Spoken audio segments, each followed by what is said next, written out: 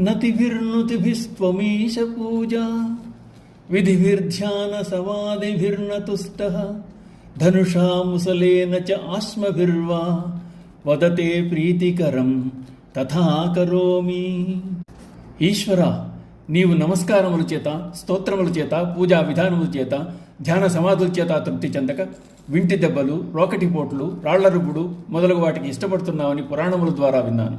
పూజా తాడనములు రెండింటి చేత ప్రీతి చెందుతున్నావు కనుక రెండింటిలో నేనేది ఆచరించి నీకు ఇష్టమో నీవే చెప్పు అంటూ అంతర్లీనంగా అర్జునునకు పరమశివునకు మధ్య జరిగిన ఘర్షణను, పరమశివునితో యుద్ధము చేసి అర్జునుడు పాశుపదం పొందిన వైనమును ఉటంకించారు శంకరాచార్యుల వారు.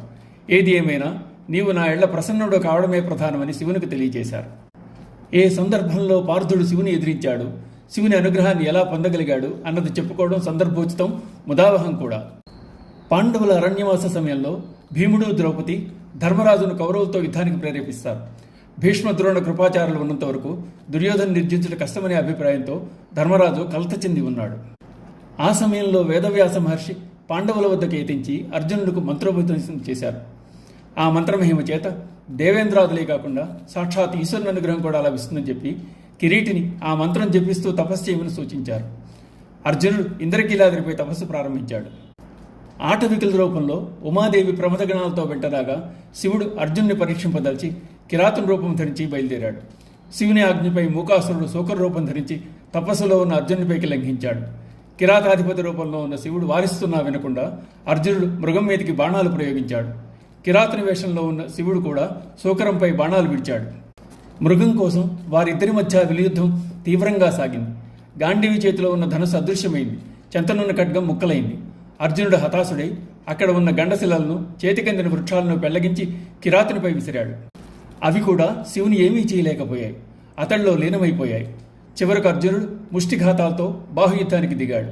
కిరాతుని మీద ప్రయోగించినవేవీ పనిచేయట్లేదని తాను అశక్తుడినని గ్రహించాడు ఫల్గునుడు. ఇక నిలబడలేక సొమ్మసిల్లాడు. అతడు తేరుకోగానే పాండవ మధ్యముని అద్భుతమైన సాహస విక్రమానికి ప్రసన్నుడైన హరుడు తన దివ్యరూపాన్ని ప్రదర్శించాడు. అర్జునుడు మహాదేవుని నిజరూపంగాంచి తెలియక చేసిన తప్పిదానికి మన్నించమని వేడుకున్నాడు. పరమేశ్వరుడు సురాసుర నరవీరుల్లో ఎవరూ నిన్ను నిర్జించలేరని పలికి పాశుపతాన్ని అర్జునుకు అనుగ్రహించాడు. అర్జునుడు ఆ విధంగా మహాదేవుని చర్మచక్షువులతో దర్శించాడు. మానవ శరీరంతో స్పృశించాడు. తన జన్మ సార్థకమైందని భావించాడు. అందుచేత భగవంతునికి భక్తుని అనుగ్రహించడానికి ద్వేషం, వైరం మొదలైనవి అడ్డురావు. దీని అర్థం భగవంతుని ద్వేషించమని కాదు, దగ్గరయ్యేందుకు ప్రయత్నించమని అంటున్నారు శంకరాచార్యుల వారు. ఓం నమః శివాయ.